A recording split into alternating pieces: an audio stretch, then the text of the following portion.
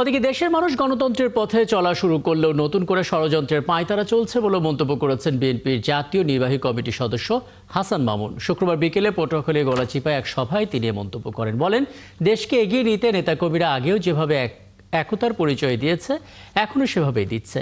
সবাই ঐক্যবদ্ধ থাকলে কোনো ষড়যন্ত্রে সফল হবে না বলে জানান বিএনপির এই নেতা। এর আগে জৌনপুরী পীর সাহেবের খানকা মাঠ থেকে একটি মিছিল বের করা হয়। এই মিছিলটি শহরের প্রধান সড়ক ঘুরে একই স্থানে গিয়ে শেষ হয়। যখন বাংলাদেশের গণতন্ত্র প্রতিষ্ঠিত হয়েছে, আজ যখন বাংলাদেশের একটি অবাধ এবং নিরপেক্ষ নির্বাচনের পরিবেশ সৃষ্টি হয়েছে, তখন বাংলাদেশ নিয়ে নতুন ষড়যন্ত্রের জাল বোনার পায়তারা চলছে। আমি আপনাদেরকে বিনীত অনুরোধ জানাবো, ধৈর্য ধারণ করে শেষ মুহূর্ত পর্যন্ত আপনারা ঐক্যবদ্ধ থাকবেন।